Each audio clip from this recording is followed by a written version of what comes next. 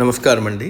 ఈనాటి కమ్మని కథ పేరు మనం బాగుంటే అంతా బాగున్నట్లేనా.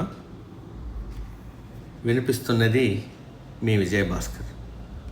ఒక ఊరిలో ఒక రాజు ఉండేవాడు. అతనికి ఒక స్నేహితుడు ఉండేవాడు. ఆ స్నేహితుడు రోజు సాయంత్రం వేళ రాజును కలిసి రాజ్యంలో జరిగే వింతలు విశేషాలు వివరించేవాడు. ప్రజలందరూ సుఖ సంతోషాలతో ఆనందంగా ఉన్నారని, ఎవరికి ఎటువంటి సమస్యలు లేవని చెప్పేవాడు.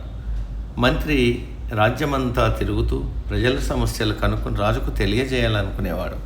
కానీ రాజు ఎవరి మాట వినేవాడు కాదు. స్నేహితుని మాటలు మాత్రమే నమ్మేవాడు.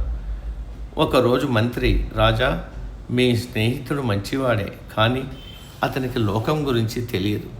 తాను బాగుంటే రాజ్యమంతా బాగుందని, తనకు కష్టాలు వస్తే రాజ్యమంతా బాగాలేదని అనుకునే రకం. మీరు అటువంటి వ్యక్తి మాటలు నమ్మితే ఆపదలో పడతారని హెచ్చరించాడు. దానికి రాజు మంత్రితో, నీవు నా మిత్రుని గురించి అన్న మాటలు నిరూపించగలవా అన్నాడు. అలాగే మహారాజా, మీ మిత్రుడు రేపు వచ్చి మీ పాలన బాగాలేదు అని మీకు చెప్పేలా చేస్తాను అన్నాడు. ఆ రోజు రాత్రి ఒక గూఢచారిని పంపించి మహారాజు స్నేహితుని ఇంటిలో బంగారమంతా దొంగతనం చేయించాడు. పొద్దున లేచి ఇంటిలో విలువైనవన్నీ దొంగతనం జరిగాయని తెలుసుకుని అతను గొల్లుమన్నాడు.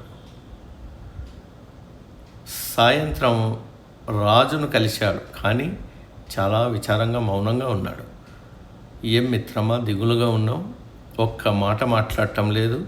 నగరంలోని విశేషాలేమి అన్నాడు. దానికి ఆ స్నేహితుడు, ఏముంది మహారాజా, రాజ్యమంతా దొంగతనాలు ఎక్కువైపోయాయి. ప్రజలంతా భయంగా బతుకుతున్నారు. మీ పాలనలో ఎవ్వరికీ కంటి మీద నిద్రలేదు, సుఖశాంతులు లేవు అన్నాడు విచారంగా. ఆ మాటలు వినేసరికి రాజుకు అంత అర్థమైంది.